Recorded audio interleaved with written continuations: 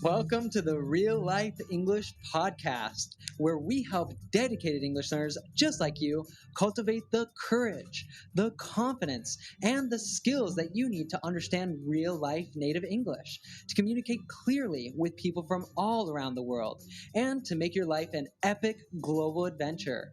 Now, are you ready to go beyond the classroom and start living your English? Can I get an aw, yeah? It's the start of a new year. Something we find immensely helpful is to sit down at the end or beginning of the year and review our progress from the last 12 months and determine where we want to go over the next year. Yeah, this can be incredibly powerful to achieve the things that you never thought were possible. So we are excited to share this conversation that will help you to take your English and your life to the next level in 2022.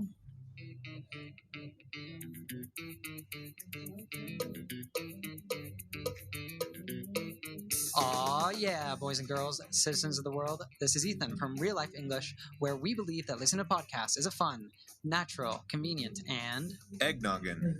way to learn English. So download this podcast and listen to it while you're stuck in traffic, riding your bike, riding down a snowy hill, or even Taking down your Christmas tree.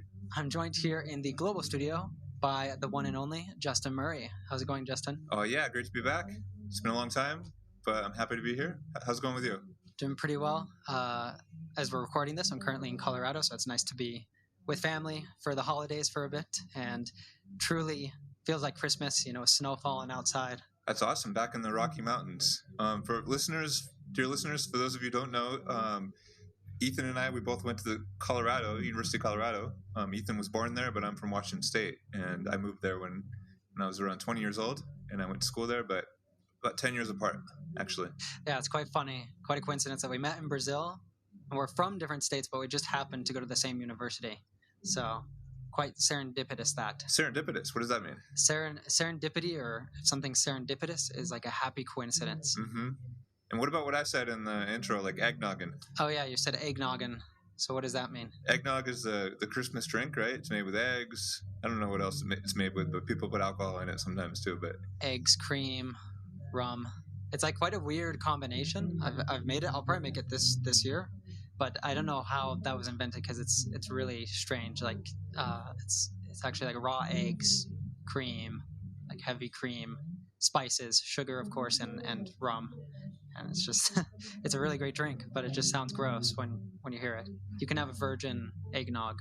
Virgin? What's up with that? Virgin is, we use that for like, or you might say like a mocktail, right? Because mock means fake. So if you have a cocktail or you have some alcoholic drink without alcohol, we call it virgin. Because it's for a young person who can't drink alcohol yet, or for maybe someone who does not like to drink alcohol but still wants to enjoy some sort of mixed drink. I'm going to use that one, the mocktail, because I had never heard that before, actually. Really? That's awesome. Great. So we're really excited. Justin and I love this topic all about. That's why we got Justin on, and Andrew is taking a break, because we love this topic of goal setting, of trying to achieve big objectives, something we're trying to do here at Real Life English, and something that can be extremely powerful for your English learning. But before we get into that, we have a shout out for a very special listener and app user.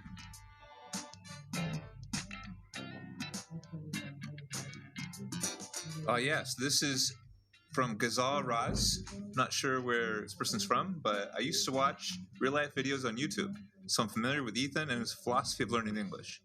The app is better because it has transcription, and I can follow conversations and shadow them or repeat them loudly. Thank you, Ethan. By the way, sometime during the work, I say, let's dive in with your intonation. Oh, yeah. That's fantastic, Gazel. So they said that they like to shadow it on the... It's really great, because if you're listening to this on the app, then you'll be following along with the transcript. But what does it mean if you're shadowing while you listen and read the transcript? It's like imitation, right? So, for example, if I can say, what'd you think? That's a nice expression to shadow, because it's connected speech, right? What'd you think? You can imitate me very closely, right? You follow very close behind what I'm saying. So you need to learn the text, actually, or learn the audio that you're listening to, and then follow right immediately behind that person. Right. Yeah, you're kind of like listening and trying to say it at the same time. And so if you're having the app, it's actually highlights for you, at least very approximately the part that's being said. So it's almost like a karaoke in a sense for your pronunciation. And just as Ghazal said that they like to try to imitate my intonation saying, let's dive in. So that's another connected speech where you have that T being dropped in let's, and probably the dive hooking onto the in. So let's dive in. And with that said, let's dive into today's kick-ass quote. Okay, this is from Vern McClellan. What the new year brings to you will depend a great deal on what you bring to the new year. So how would you describe that? How would you explain that, Ethan? Yeah, it's an awesome turn of words because a lot of people might be curious this time of year what the new year will bring to them. And that basically means, like, you know, what new experiences will you have? What new things will you learn? What things will happen in your life over the next 12 months? And he says it depends a great deal on, and when you say that, if something depends a great deal on something, it means it depends a lot on what you bring to the new year. So in this sense, it's another way to use bring, meaning, you know, what preparation are you putting into it? What attitude are you bringing to it? So, you know, are you thinking, in a sense, are you thinking optimistically or pessimistically? Are you sitting down and thinking a little bit about what you actually want to achieve? Are you planning out how you're going to achieve those things? So not just saying that I want to get in shape and then signing up for a gym membership, but maybe you go a couple times and then it just gets rusty or gets dusty over the next 12 months, but actually having a plan for how you're going to make a habit of going to the gym however many times per week that you want to go there and not having that fall apart, which we're going to be talking about a lot more. So I'd say with that, we can jump into today's main topic about how you can make 2022 one of the best years ever for your English and for your life. Each year, I think both Justin and I will sit down at some point, maybe towards the end of the year, the beginning of the year, and we will reflect a little bit on the last year and thinking about, you know, what went well, what things can we improve on, what mistakes did we make, and then out of that, planning the next 12 months. And this is something, as we've been saying, that can really be extremely powerful for anything that you want to achieve, for just being more active and kind of creating the life that you want to live and not letting life just happen to you. So, Justin, why do you find doing an annual review is helpful? Well, let's just call it the elephant in the room here. Elephant in the room is the fact that a lot of people kind of poo-poo this. What does poo-poo mean, Mr. V? If you poo-poo something, it's like you look down on that thing. You tell people that they shouldn't do it. Yeah, it's kind of new agey, right? New age, kind of cliche. People look at, you know, annual reviews and say people are destined to fail, and that's kind of true in some sense. If you're waiting the entire year and you just, you know, have to dig deep and find this burst of motivation to do this on New Year's or you know, another moment, then you're probably going to fail because you haven't made it a part of who you are. So I think it's best served to kind of take advantage of the momentum happening in the world. You know, the external world is telling you it's a good moment to reflect and kind of dig deep, but you should be doing this regularly. You should be building the systems in your life regularly and kind of using, in my opinion, like New Year's is good and your birthday, depending on when it falls. Like my birthday falls in March, so it's nice because it kind of gives like a little bit of a renewal of those New Year reflections, right? So definitely it's important to just kind of come back and have a one-on-one with myself, kind of check in, right? And make some time, think deeply, answer some questions, you know, see what I'm not doing correctly, see what I can do better, and then integrate those in my life. And hopefully, I mean, generally, if I have good systems, if I'm making the time to take care of myself, to bring my best self every day, to learn, to be really dedicated to the habits I'm trying to build and things I'm trying to do, then it shouldn't be too much. It should just be kind of like a little bit of a shot in the arm. Yeah. What does that mean if something's a shot in the arm? Well, a shot is like a you can say like a vaccine, for example, but a shot in the arm is, in this sense, is like a dose of something, right? So a dose, in this case, it's a shot in the arm, is like an extra boost of energy, right? So if you're kind of tired or something, or maybe you're ready to go to sleep or something, but you get a shot in the arm, something that wakes you up and kind of moves you forward, right? Yeah, or like you said, your birthday falls in March. Maybe you were really excited. You kind of did your annual planning over January, February. Things went well, but then maybe you start getting busy. You start making excuses to not go to the gym or to not be going for runs or to not be practicing a new language that you wanted to learn. And so then, you're getting a shot in the arm on your birthday by kind of coming back to your why, coming back to the reason that those things were important to you in this new year, and getting that energy again to continue. So I actually read this book, I think it was last year, called When by Daniel Pink. And it's really interesting because he talks a lot about this, because a lot of people, you were saying, might poo-poo on that if you're only doing this once a year and so and so. But the reason that this is good is because they're kind of these markers in the year for us.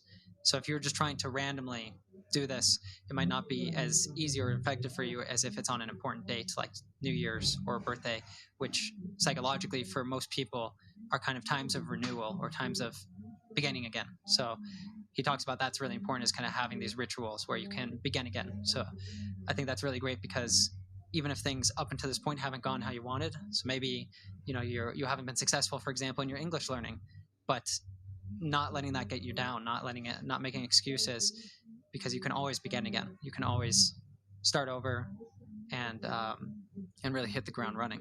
Yeah, and for you, for example, well, actually, let me just ask you, hit the ground running, what does that mean? If you hit the ground running, it's like you get a really great start at something. So it might be, for example, if we're talking about doing an annual review and annual planning, that helps you to hit the ground running in 2022 because you've done kind of some pre-work that's going to help you to be more effective and successful. So if you're listening to this, dear listener, on January 1st, January 2nd, you're hitting the ground running already. So we're helping you out here on this. But one of the things I was going to say, Ethan, here is that you're actually the opposite. So it's like your birthday's in October, right? So you could almost reconstruct those habits in October, and then New Year's can be that shot in the arm, right? New Year's can be that kind of renovation of those habits, and because you can take advantage of all that momentum, and because you're already in good shape. Because if you're if you have habits that aren't really in good shape by the time New Year's hits, you're starting from zero, so you haven't really automated those habits yet. So it's like, it takes depends on who you're talking to, but 20 to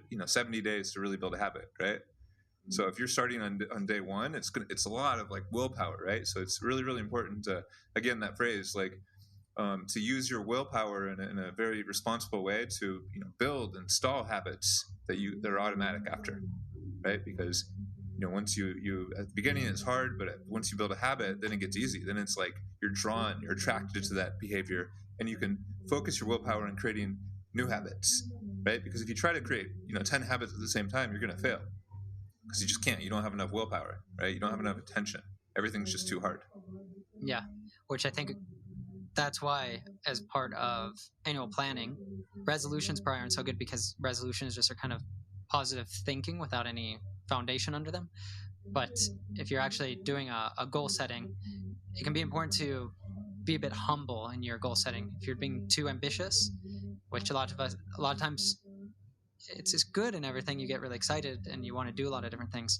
But the problem with that is that then, maybe you'll get started, you might end up disappointing yourself a little bit, because it's just not going to be able to fit into your life. You have other priorities, you probably have work, or maybe studies, or family, other things. So you really need to be a bit realistic in this process to kind of see what else is going on in your life, how much time you actually have to dedicate to these new goals. And then, like Justin was saying, one of the most effective things you can do is to build it into habit. And I think a really great way to do that too is to begin with really baby steps. So, if your goal is to start running a few times a week, you don't want to start just saying, I'm going to run, 5 kilometers, or what would that be, 3 miles right off the bat. You want to start really small, make it really easy for you. So it's almost so easy that it would be really difficult for you to actually make an excuse. So maybe you could make it that you're just going to go for a run around your block or something like that, being able to say, I don't have time to do that, it's just going to sound a little bit ridiculous in your mind. And once you've done that, you could start just leaving your shoes, all ready to go in the morning, putting on your shoes in the morning, going for that run around the block, and then coming back. And then once you've really built that habit, then you can start saying, okay, well, now I'm going to go 4 blocks, or I'm going to go 1 kilometer. And then you can build on that, and eventually you will make it to 5 kilometers, 10 kilometers, however much you're wanting to do. But if you're kind of starting with the baby steps and stacking up on that, you're much more likely to be successful, because you will have built a habit before you've been able to give in to a lot of the resistance and excuses that are going to cause you to fail. There's a really great book on habit formation called I mean, there are a couple of them. Like one is Power of Habit. I think this is something we both read a while back. That was pretty impactful. More recent book that I read is called Atomic Habits, and this is by James Clear, and it's really interesting because he kind of outlines, this formula for habits. It's like, I don't remember like all of the tips he gave, but something like make it attractive, right? Make it easy. Like easy, and like putting your shoes next to putting your running clothes. If you want to go running, put them next to, so you don't need to look for them in the morning, right? Get everything prepared. Also, like habit stacking, he calls this. For example, like we always say, listen to this podcast while you're cooking, while you're cleaning, or while you're running. And then oftentimes, like I find myself, I'll go running. If I have a good podcast to listen to, it'll be just motivate me to go running, because I'll be like, oh, I gotta go listen to the podcast because I want to listen to it. So I can kill two birds with one stone, right? Mm-hmm. Exactly. And I've even heard that there's studies that say that you learn better when you're exercising, when you're in movement. So really, you are killing two birds with one stone, because it's even more efficient that way. Yeah, absolutely. So, okay. So with regards to learning English, let's dig a little bit deeper there. So actually, we have a gift for you guys. Can you tell a little bit more about that gift, Ethan? Yeah. So we have this PDF guide that we created, I think it was actually a couple of years ago, but we tend to kind of come back to this and share it every year, because a lot of learners have given us some great feedback that they find it really helpful to have that moment of reflection, to sit down and to really clarify, what they want to do with their English. And you can, of course, apply this to anything else that you're wanting to do in the next year. But it's called the 3 Questions Guide to Take Your English to the Next Level. And we're kind of piggybacking on a really great idea, on a really great method from Simon Sinek, which a lot of our listeners, I'm sure you have heard of. But he has a really popular TED Talk called Start With Why. And he has this golden circle, so we like to call it, as applied to English, the golden circle of fluency, starting with why in the middle, going to how on the next ring out, and then what on the very last ring. And he kind of talks about in that TED Talk that most people tend to start with what. So, for example, if you're sitting down to do your annual plan, you might say, well, this year I really want to be fluent in English. But that's, first of all, very vague, and second of all, just being fluent in English probably isn't going to motivate you very much if you don't have a really strong why, a really deep burning purpose for why that is important to you individually. Yeah, absolutely. So it is really important to kind of cultivate that purpose. And actually, the Simon in that TED Talk, he says kind of go from why to what.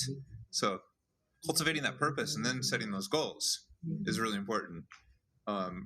That burning desire, and then also having a clear idea of what you want. But there is kind of that debate over, you don't need, like in the habit book I just talked about, Atomic Habits, they talk about, action is the first thing. Action will generate the emotion, right? So it's like, if you're feeling tired and you don't want to get out of bed, just get out of bed and exercise, and you're going to want to do it more, because the motion generates the emotion, right? So you can come at it from both ways. But in some sense, like we are really big proponents of, actually going through the exercise of cultivating that purpose. And that's something you can always revisit. It's much easier to reconnect to over time. And then, so going from the why, that purpose, doing your goal setting, like at Real Life English, we set objectives all the time. And then like really thinking critically, thinking deeply, diagnosing deep problems, thinking about, where we're going, and with, connected to a deep why as well. But then from there, it's like the how. Then you really develop the methodology. How do we get there? Like, what are the actions that we're going to take? And those are the habits, right? Yeah, and it might be even the strategy. We've been talking about some, but the how might even be the strategy for how you're going to form those habits. So be it the advice that we gave about running, maybe you could apply also to English learning. So maybe if you want to fix up some of the mistakes that you make commonly. So maybe you'll find a really great book on that's going to help you with grammar, because maybe there's some tenses that you find really difficult, or some aspects you find really difficult. So you might leave that like right where you have your coffee every morning, so that it's right there already. It's even open to the page that you're going to study. So as soon as you sit down with your coffee, it's right there in front of you. No excuses. And going back to